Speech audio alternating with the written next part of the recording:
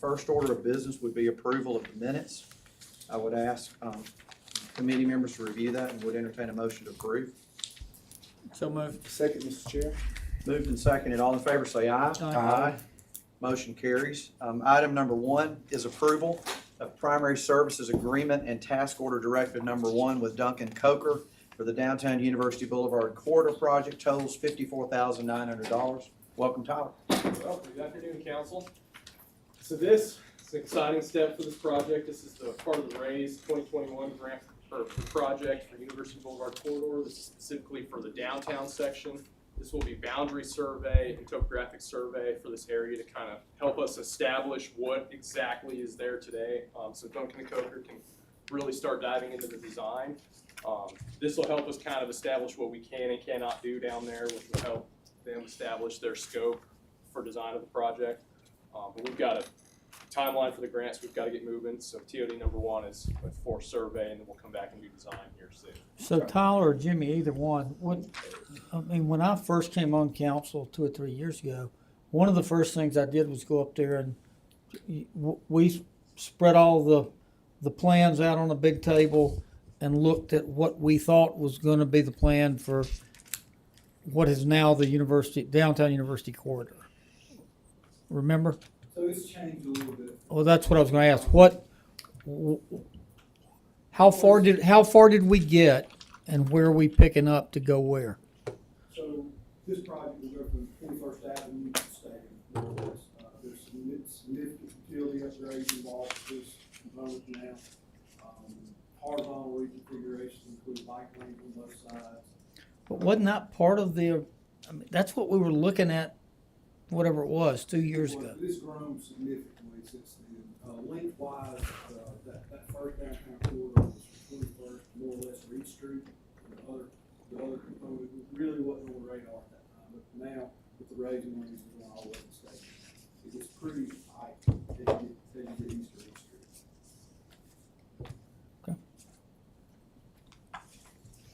Street. Jimmy, how long will it take to do this study and then time frame from there, do you think? A few milestones. The survey, we had it tentatively scheduled to commence the 1st of August, conclude at the end of October. Jumping really fast forward, bid phase will be in August 24, and that's a condition of the grant to have to bid by August, September 2024, and then construction beginning in November. So does there exist somewhere I'm not sure what the right terminology would be, an articulation of the scope of what we want to achieve with the downtown university corridor? We have kind of a rough layout in the grant application, just basically based off what we told FHWA we would like to do and what they've approved us to do. Like Jimmy was saying, that focuses on storm drainage, underground utilities, taking utilities that are overhead underground, bike lane and sidewalk improvements,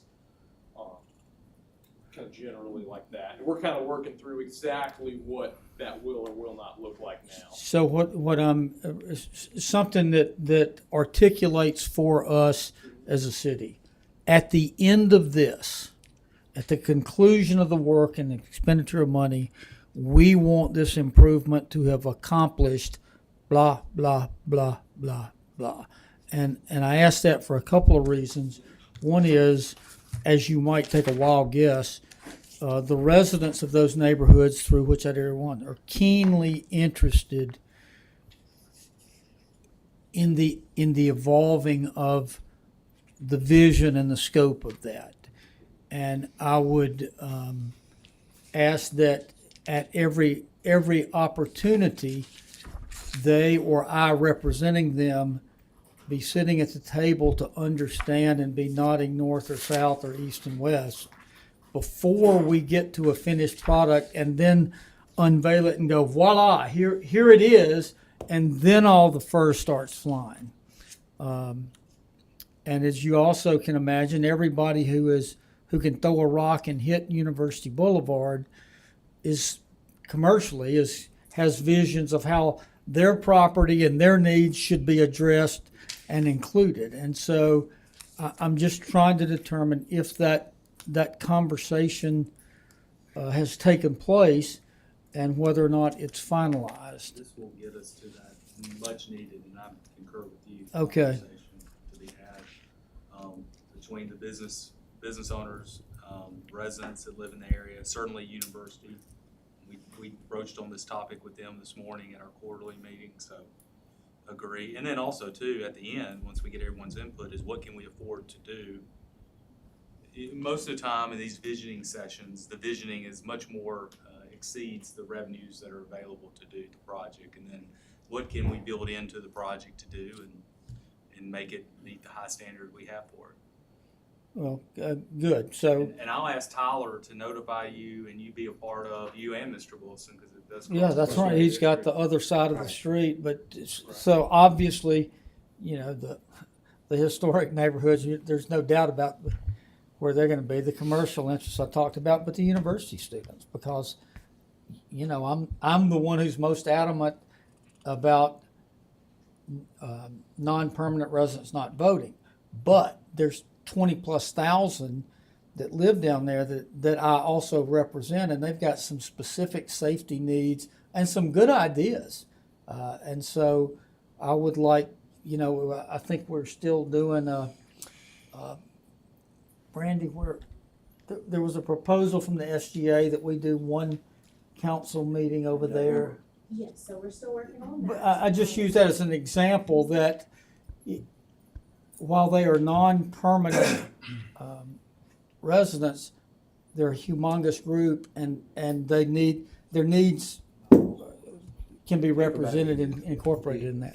Absolutely. And if you'd like, with the University of Boulevard East section, we met with Mr. Tyner not that long ago, and kind of got his desires and visions for that area. We'd love to do that with you as well. And I have the other side, so I want to make sure that there's a joint effort and a collaborative effort on that part, all right? Okay, thanks.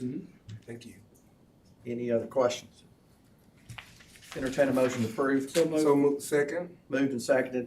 All in favor say aye. Aye. Motion carries. Item number 2 is approval, change order number 3, contract with John Plott Company for the Northern Riverwalk. Deductive total, $62,992.33, 25 additional days. Tyler? Yes, so this is just our balancing change order for the project. There was a little bit of additional, I think it was, backfill, it just kind of line items like that were left over that we're balancing out.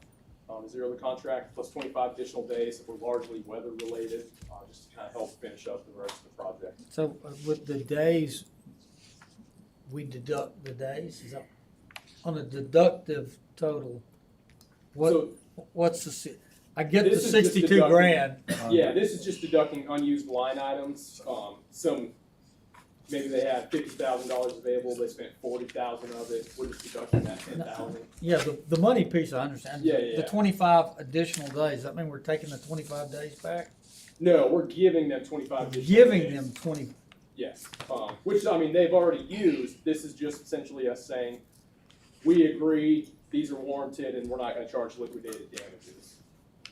all right, so we're getting 63 grand back and giving them 25 extra days? That's correct.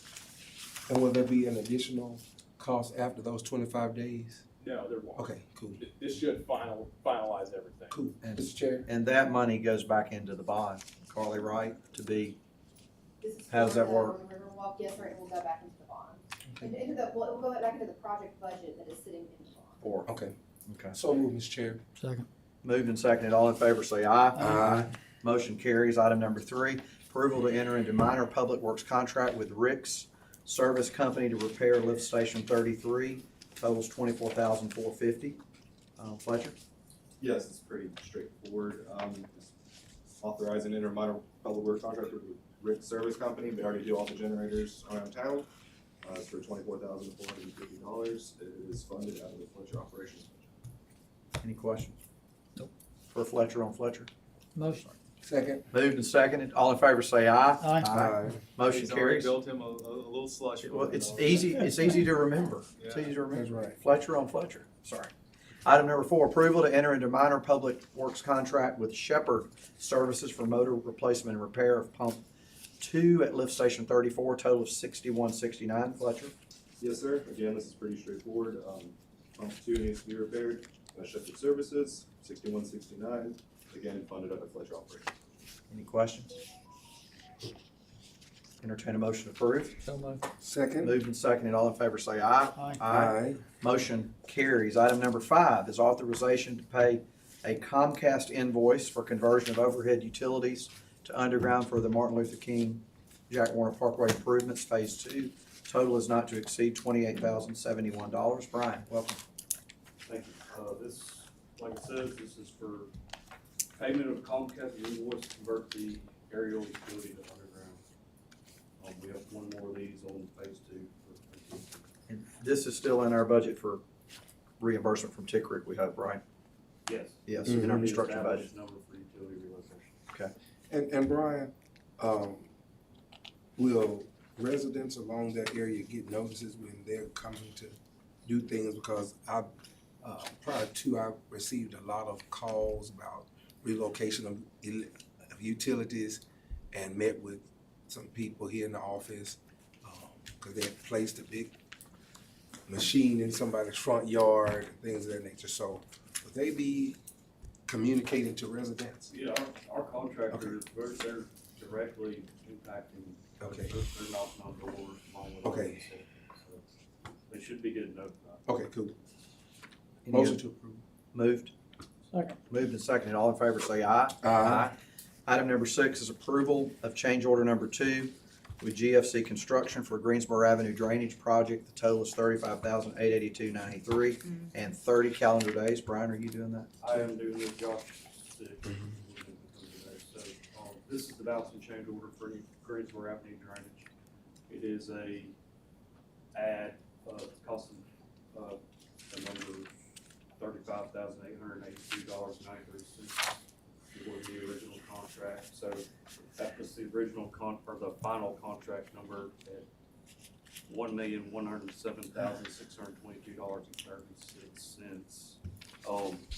The add is due to some redesign to accommodate private utilities that were in a different spot.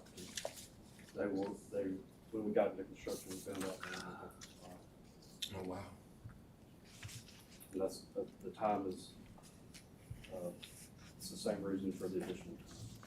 Any questions? And the money for this is just in the contingency for that project?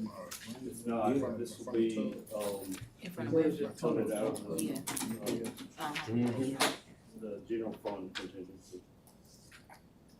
It's in the project budget. Yeah, it's in that, that's what I thought. Apologies, I'm sorry. Yeah, we have a, you don't need a budget.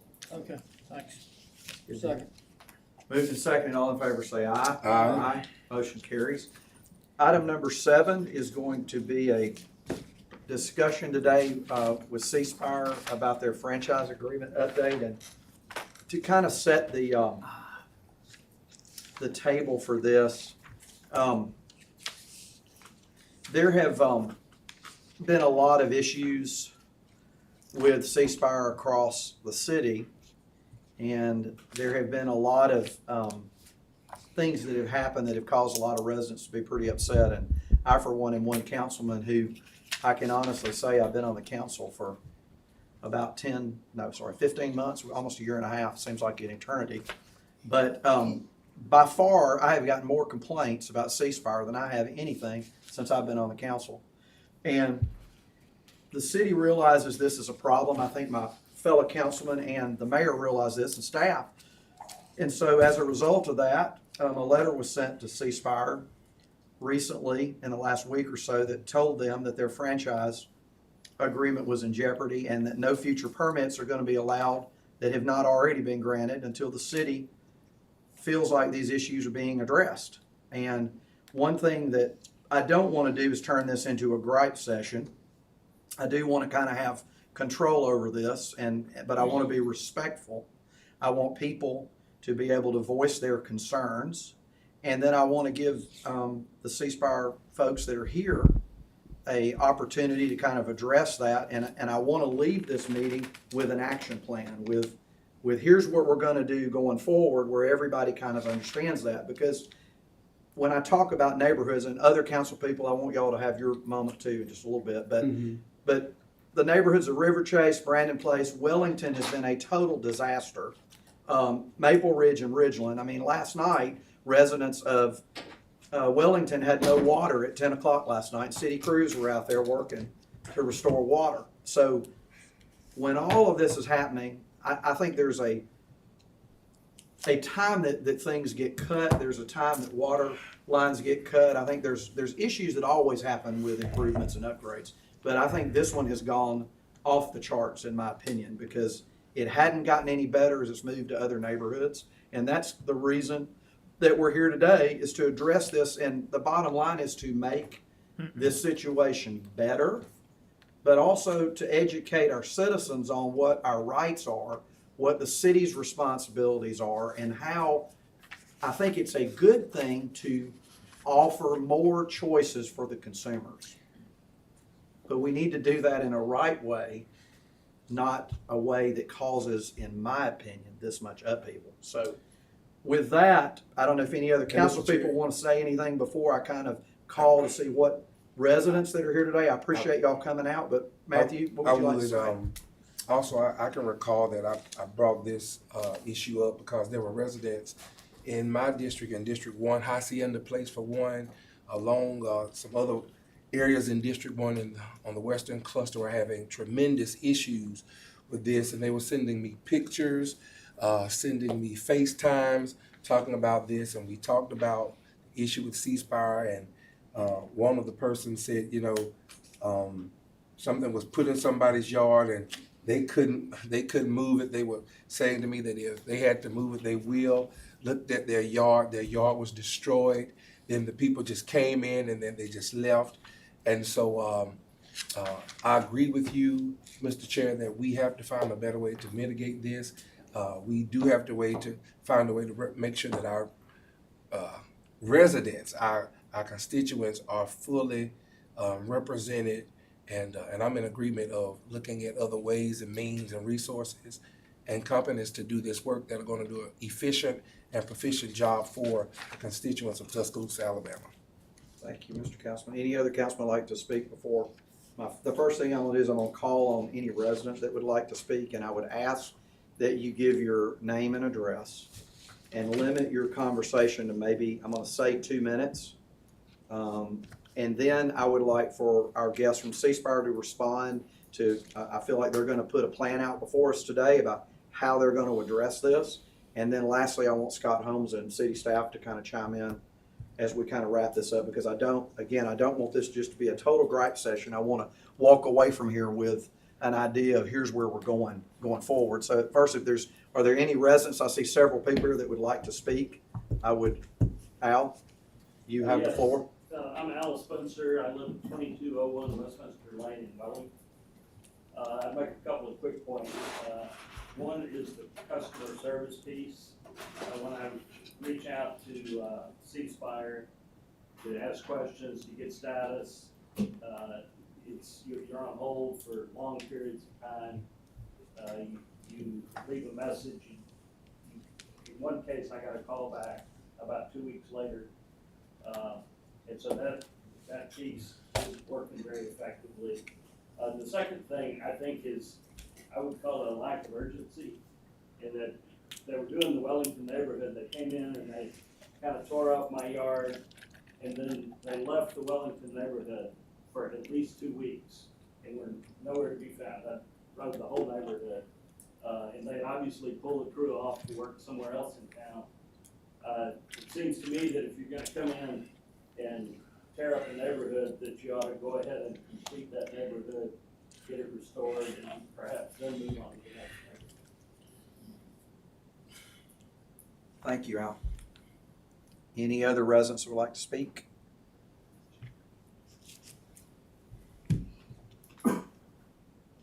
Chairman, Yes, ma'am. I was actually looking for the text message and couldn't find it, but I've also had these same problems. And the most recent was with a resident who complained about the customer service, but also it affected her business, the way that the The streets were left. It affected people being able to go, enter and exit their businesses because it was damaging the cars, and she actually had to Streets replace too. a few tires. And so not only did it affect her business, but then she had to come out of pocket. So I would just, I know we don't want this to be a gripe session, but the customer service and then just the completion of jobs and what it looks like afterwards is a major issue throughout, I think, all of our districts. Yeah.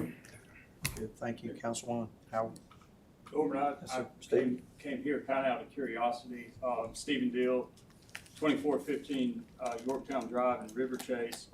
And months ago, they hit a water main underneath my driveway. And since then, it took months, but we finally repaired the driveway.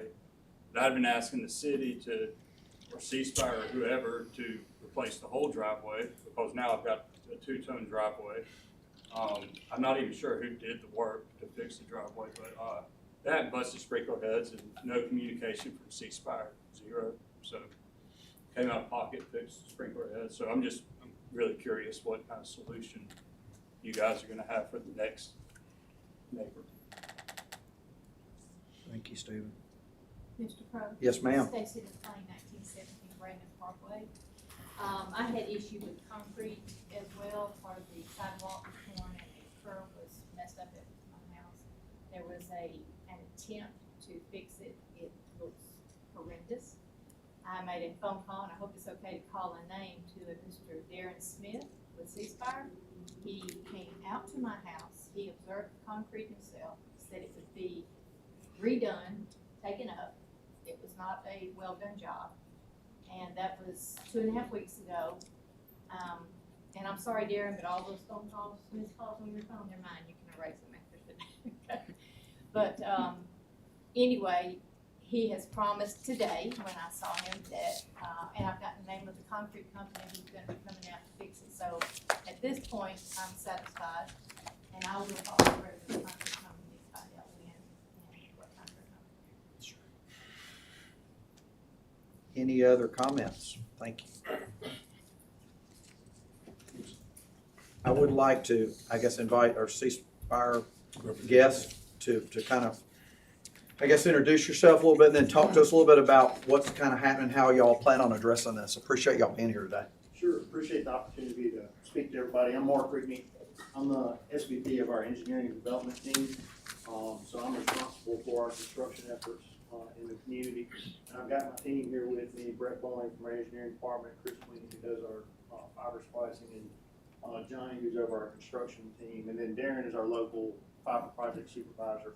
And then from our sales side, White Munger's with us today. Obviously, we take this very seriously. I wish we could be here under different circumstances and have all happy folks here in Tuscaloosa. That's our goal. We understand that when we're in a neighborhood, we're dealing with, even when we're in the public right of way, we're in people's personal space. Right. And we take that very seriously.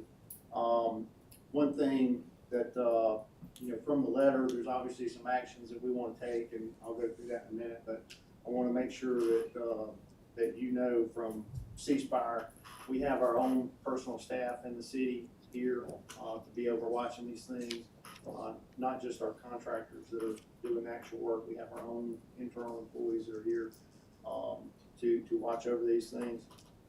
And we want to be, good to our future customers. That's our whole intent here, is to have people that love C-Spire in Tuscaloosa. So, obviously we want to, improve the situation and make things better for everybody. A couple of the main things that we've been talking about internally that we've already taken some action on over the last month or month and a half, as we've been working on these issues, because these complaints have been coming up before the letter from the city. So we've had contact with some people from the permitting in office and so forth that have also asked us questions about this. So one of the things that we're doing is our communication to the neighborhood is a big thing, of how we communicate and what that communication looks like, so people know who's in the neighborhood and who to contact in order to get something repaired, or if there's an issue, so that it's much simpler for them to make contact. So there's a few things that we're doing a little bit differently now, or a lot differently now, and Wyatt can say something on this in a minute, but our communications that are mailed out or door hangers that we put out for the community, we realized after looking back at those that they had a sales kind of look. And so we've changed those up so that they look like a notification so that it's very evident right off the bat. This is a meaningful communication about something that's happening in your neighborhood. So there's no sales pitch in it and all that stuff. So it's very evident that, hey, we're fixing to do construction in your neighborhood. Here's the number you contact if you need to get something fixed. So that's one thing that we realized we need to get corrected as soon as possible. As much interaction as we can get with the HOAs and stuff we're trying to do, and Wyatt can talk a little bit more about that, because that really helps us out in the long run when everybody knows what's going on. And then on the construction side, one of the big things we've got them ordered, they're coming in, but we're gonna have placards that we can put on our contractors' vehicles that say, working for ceasefire and the contact number if there's any issues, that local number that you can call, and open a ticket if there's some damage on your property and so forth. As far as the construction in the neighborhoods, obviously, during this period of time, the last year and a half or so, there have been some supply chain issues that have caused us some delays on handholds and things that have impacted. As we've gotten in the neighborhoods, all of a sudden our supply stream of materials has caused some delays in the past that we've now corrected. And then we've also had, changed up some contractors in certain neighborhoods that caused some of those delays where we had gaps in time, where we were having issues with construction quality. We got rid of those guys and brought somebody else in to correct the issue, and didn't communicate that well to the community, so I apologize for that. And then the last thing is, obviously we're working under 811 laws to make sure that we're marking the neighborhood as we're coming through to avoid any damages that we can. And working with USIC does most of the locates for the utilities. We work with those guys. We've now started to work closely with some of the particular utilities that they're having a hard time getting their locates done. Spire is an example of somebody we work a little bit more closely with. In addition to going through the 811 process, we have an open line of communication there. So our intent is to have the cleanest possible look when we're done. It is messy as we're coming through. This is not a simple thing to do, and we're operating in a complex environment. We at Ceasefire, are very intent on that being a good experience for the community. Obviously, we've not accomplished that yet, but we're dedicated to doing that. And so we have our internal fiber project supervisor, and we have a couple of those in the area. Darren's been pointed out, so Darren is one of those guys. In addition to that, Darren has inspectors that are a third-party inspector that's there all day long at the job site for every job site that's monitoring our contractors. So we try to keep multiple eyes on every project as close as we can. So when we do have issues that come up, we try to address those as quickly as we can. We have a local number that folks in the community can contact to get a ticket open, and I am going to take that feedback of wait times back to the group and see if we can resolve that. I know that we typically, Ceasefire's been known as a very customer-centric company, and you're talking to somebody from the local, I say the local area, but they're in Mississippi or Alabama, one or the other that you're talking to when you call. And we take a lot of pride in that, so I want to make sure that we do that for Tuscaloosa here. As if we do have damages, we're usually working with the water company or Spire Gas or one of the other utilities to get that repaired. And depending on the locates and stuff under 811 law, we coordinate with them for the repairs to the facilities, the individual's property, if there's damages there. So we'll continue to do that, obviously, is very important to us, and anything we can do to improve on that we will. But I think getting that number out there and how to properly, the easiest way to communicate is one of the big things that'll make that easier for everybody, because they can call us and get it fixed versus having to call So, you guys. a question, please. I'm District 4, I'm the downtown, y'all are not here yet. Mhm. But given the structure that you just outlined, how does this happen? I mean, how do driveways get torn up and not repaired if there's third-party inspectors who are, I assume, following in trace, identifying that? Right.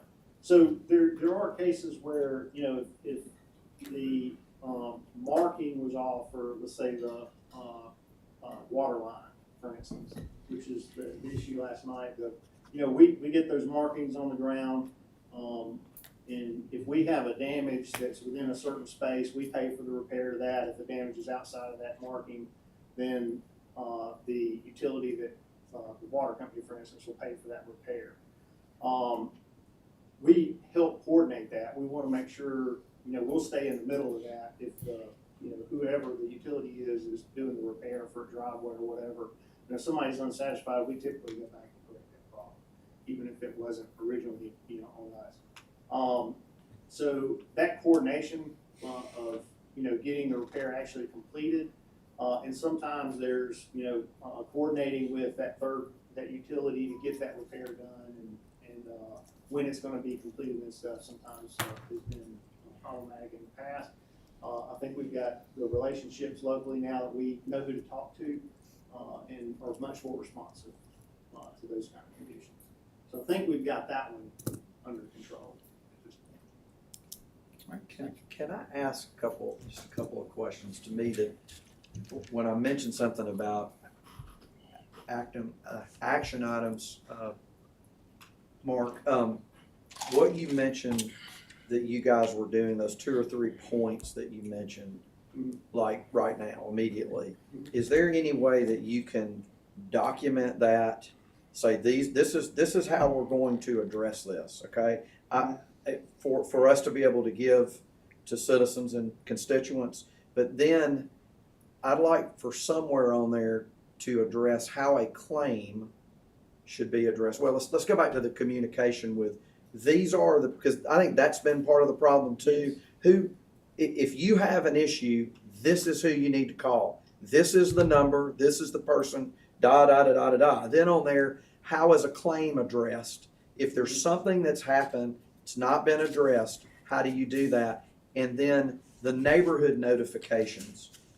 I know that we came up with some agreement a few weeks ago that you guys were gonna notify engineering or the city to say, we are going to these particular neighborhoods now. I think we need to over-communicate that, because that, again, I know that there have been multiple permits issued to y'all for other neighborhoods, but I personally have gotten an email about, okay, we're going to this neighborhood.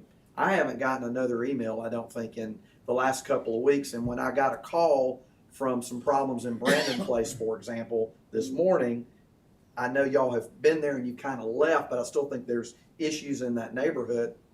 I didn't know that. Right. So, I mean, I think the communication part of this, and I think y'all would admit it's been pretty lousy. And I think half the battle is if you guys want, because everything I've read about you, you're a great company. Mm-hmm. Okay, if you want people to sign up for your service, people need confidence in right. y'all and what you're doing. So I think more options for the consumer is a great thing. But I mean, you can just address kind of what I'm saying. That I know you can do that, but can you do that on pretty short order for me? Yes, To come to so us? we've already made a ton of changes. Okay. Previous, because we had communications even a month and a half ago, we had. Yeah, we had a meeting about a month and a half ago. So basically, the way we changed our pre-construction and construction communication is now we do 5 to 7 mail drops per project. So we do 2 mail drops right around the time when construction is going to start in each neighborhood.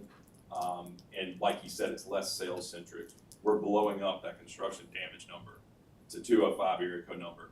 So this really isn't a salesy pitch at all. It really is about awareness. Like you said, I'm the sales manager, but now switching to, hey, just making sure all these residents. And I think y'all would probably admit that was one of the biggest problems. It was. Because the first question I ask somebody when they call me is, well, were you notified of this? It was. And the answer with most of them was, well, no. And I said, well, you should have been notified of this. Right. So I think over communicating Yeah. is the exact key to And this. it was, and a lot of people, don't read mailers. Like, for That's example, if I get something in the mail, my son will usually get it, use it like a paper airplane. So a lot of people don't read mailers. So what we also do is we have a local rep here now in Tuscaloosa, and his job, usually anywhere 2 weeks to a week prior of each neighborhood starting construction, to go around and pass out construction door hangers at, leave it on each door handle. And that includes that construction damage number. It's blown up. What we're also gonna do is, like you said, we have the vehicle stickers that say it's authorized contracted by Authorized ceasefire, yeah. So let me ask this We got question. that as well. Once you come into the neighborhood and you're involved in construction, is there a particular place that you all are asking the people to park so that people can get in and out of their neighborhoods and their communities? Because as Councilwoman Raven Williams alluded to, and then I just looked at the text message that I received, and it says, during the day, we can get in and out of our roads. And this is a person in one of my constituents in Hacienda Place. So is there a particular, the right, the left, where do you park so that the people can get in and out of their neighborhoods? Is there something that you all direct your staff or your contractors to do? Well, we have to put out marking to let, for the vehicles. Right. On the side of the road, et cetera, where we have our facilities there. And we're moving throughout the day, because they'll, Right. Throughout the process, they're moving down the street hopefully quickly, as quickly as possible. And then if we have any, over the 2 or 3 days, there's different processes that have to take place. Okay. Boring. And so we'll come back through, but there'll be, if there's a handhold location, it'll have a little orange fence around it. And if there is an open hole, we place covers over the open holes, so that, there's no danger there. So we do all the flagging, I would call it, for our vehicles and where they are. If there's particular instances, I would like to look at those and see if there's something we can do differently Yes, sir. about our process. Okay. We did, this was not in Tuscaloosa, but we had an issue in another location, municipality, where because 2 neighborhoods were next to each other and the ballpark, everybody in the community, the big community, used that as a thoroughfare between those 2 neighborhoods.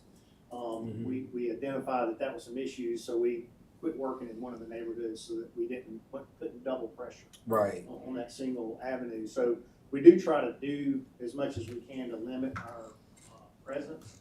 So any particular feedback I can take back, look, and see if we can change something there. The other thing I was just gonna ask y'all too is communicating with the city where they can communicate with the council people with this. I mean, either copying us on some of this stuff, I think is really important, because we can help you. Because if people know that they're coming to the neighborhood, I think that also puts us on alert for issues, and Yeah. we know how to respond to it, because but when the stuff we just talked about the process, the claims, communication, I mean, the neighborhood notify, when are y'all gonna be able to give us a document where it can be posted on social media or shared? You do that in the next Yeah, day or we can so? do or- that in the next day or so. That'd be It'll perfect. probably take some, I would say Wednesday or Thursday at the latest, we'd be able to give you that That'd response be back. Yeah, just to outline how important this is to us. We had a big meeting, CEO got involved and everything, and we did like a flow chart journey map. When a neighborhood starts construction to finish, and how we communicate, everything like that. What we're also adding here shortly are we're calling them construction A boards. They're basically sandwich boards with posters on them, and it's not salesy. Again, all it says is construction questions. The phone number's blown up. So an A board will be in the neighborhood as well for people to see. And that So phone there's a lot of number, things we're doing. that phone number, goes to, a lady on our team named Mandy, who's, very committed to the customer side of the house. And I know when I take the feedback about having wait times, that she's gonna take that very seriously. they open a ticket when somebody calls in. That ticket goes to the fiber project supervisor so they can resolve it. And it stays open until it's stays open fixed. It's fixed. Kind of Now, like 311. you know, obviously, we make mistakes. When we make mistakes, we as a company take them very seriously. So, you know, our CEO is very, very reactive to anybody that says they had a bad experience to ceasefire. And that makes us take it very, very seriously as well. For instance, if somebody did have to go out of pocket for, you know, we've had individuals that went ahead and called Roto-Rooter because we hit a sewer line. Now, sewer lines, you won't know necessarily right away when you hit it. That's a messy one. So, individual went and fixed their own sewer line with Roto-Rooter. They gave us the paperwork, the receipts. And you reimburse We them. hand delivered a check to their house for the reimbursement for that. So we're absolutely committed to making sure we take care of that. And any issues that as long as people are calling and opening those tickets, we should be self-resolving that, so you guys don't have to be involved. But we'll make sure that you guys understand our process and the phone numbers that for contacting us, et cetera, so that when those issues come up, you guys give us a call on somebody's customer complaint, we're gonna absolutely get it fixed. For sure. And the new process you've got to come into neighborhoods. I think that would be with the contractors and the How- information. Just, Yeah. this is what, I mean, just what you said would be great. Yeah. This is how we're changing our process from what it was a few weeks ago, right? When I think, you know, that would be really good. Scott, I just wanted to kind of turn to you and just ask you, what other issues from a city do we need to be asking or doing? Yes, sir. So I guess not to throw it back on to you, Mr. Crow, and to Mayor. This letter came out of the mayor letting staff know that we were to issue no more permits to ceasefire. So I sent them a letter, kind of laying out some of the general issues we'd had with at least a couple specifics, as well as the fact that we wouldn't issue any more permits, and that we would, you know, should we continue to see some of these issues, potentially look at the franchise agreement. From at least the number of staff that ceasefire has brought today, and my conversation with their attorneys over the last couple of weeks since I sent that letter, I'm very hopeful that ceasefire has very much taken this seriously. One of the questions I guess I have for ceasefire is, when we determine not to issue any more permits, I understand there are a number of permits that have already been issued. So I'm curious when do you run out of stuff to do? When does the issuing of no more permits start to become a problem for you? We're probably looking at another year worth of construction, within Tuscaloosa County. But once we reach that end, that's gonna be it for right now, unless our team chooses, more neighborhoods in here. So The not issuing permits, you know, you guys calling us is threat enough for us to sure. jump to. So, you know, for us, that's not an issue. Well, so if I'm clear, have we issued all the permits you guys are going to need for what you plan to do in Tuscaloosa so far? For fiber, he's speaking for fiber to the home. Yeah, for residents. We'll be doing SBI permit, you know, for businesses and things like that as we finish. Currently we're working on our long haul route that goes from Meridian, Mississippi to Birmingham. That goes through and circles around to Northport and back down. And working closely with Alabama Power on that. A lot of those permits are already issued. The only things that I'm waiting for really right now are some railroad crossings and stuff on like 17th Street area down there. You might be waiting for a while on this. I've got I'm working on flagging right now for the railroad, so I'm almost through that part. So as we go through, that is important to us because we'll start selling business services, and each one of those is like a little deal, and we'll come with permits on a regular basis and that fact. So the big permits for the neighborhoods, we're probably done for the next year or so. With new, probably in the next 6 months, we'll start sending out new neighborhoods. But we'll be in the opening permits for business purposes throughout the year. One of the things, obviously anybody can come in here and tell us they're going to do better, and these are all the things they're going to do to fix it. Until we start seeing it, I'm hesitant to say, okay, great, y'all have a nice day. I don't know, Mayor, from your perspective, Mr. Crow is Projects Committee Chairman. where y'all would like to see this, how far, they clearly have permits that they can be working on now.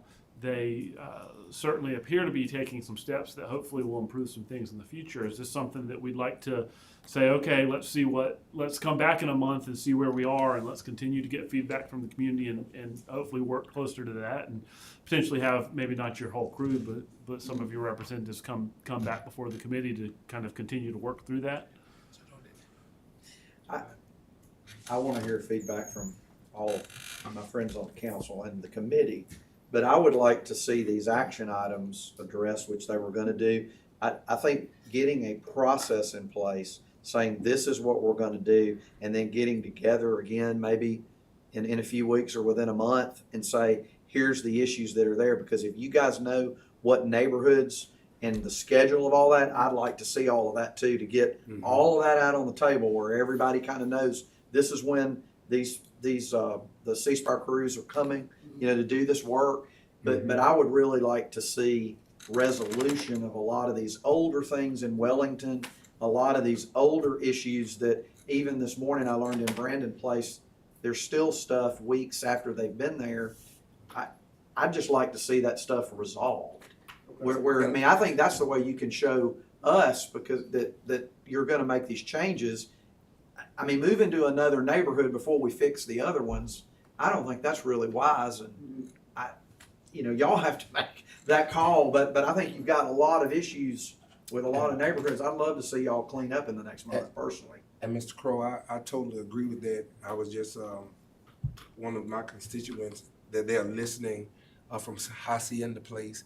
And I think sometime, I know going back to those areas that are not in the proper shape, I agree that, as you said, Mr. Holmes, doing our first work over, basically, making sure that is done correctly, coming back to the council, meeting with us to showing us a listing of where your future projects are going, then we can have a better idea of how to communicate to our constituents in our districts. And I would encourage any citizen of Tuscaloosa that has an issue we're gonna post this stuff, but to contact, to make sure they're on an open work order where all this can be worked out. Yeah. But that's kind of what I'd like to see, if y'all are agreeable to that in the next, we'll just have you back in the month of August in just a few weeks. And I'll double check Hacienda Place, but I don't think that's us. It may be Spire. Okay. Maybe it's Inspire. Yeah. Well, y'all. No, cause you're not kidding, that is, I get a lot of that. don't even And get that's me. one of the reasons. Does anybody, because I know we've got a lot going on this afternoon, I appreciate you guys being here today, and I look forward to seeing a change in part of this.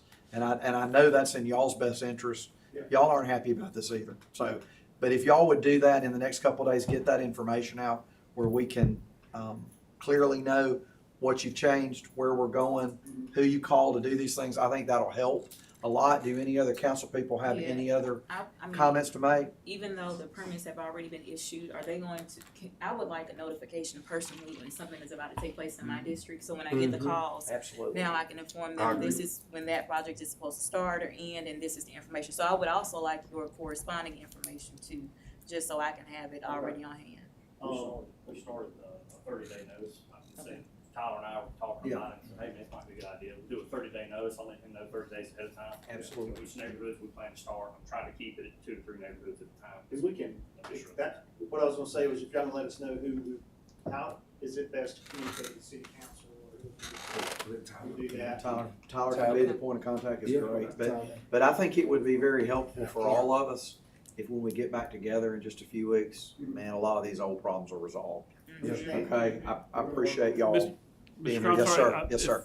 There may be a couple other things that may be helpful. I assume you guys probably have some GIS info as to where you're going to be, potentially sharing some of that with our engineering team so they have a good idea of kind of where everybody's going to be to the extent that it's available. But also, I don't know, and Tyler may already have this, kind of a quick communication on the back end to somebody that can get into y'all's work order system, because ultimately what happens, if I'm a citizen and I have an issue, I may pick up and call 311. 311's gonna route that call to Tyler, and Tyler's gonna call. If we can kind of say, hey, is there already a work order in for this address, I think that may help short Yeah, circuit we some can of that. definitely work out, how to best to get that connection on the ticket piece to make sure that there is a ticket that's being worked. Hopefully going through 2 or 3 people rather than 6 or 7 people would help. Yeah, C-Spire's a direct communication kind of place. Yes, sir. We have a lot of laws here. Thank you. Thank you, appreciate it. Any other business to be brought before this committee? Our next Public Projects Committee meeting will be held on July 26th. I would entertain a motion to adjourn. So moved. Moved and seconded. All in favor say aye.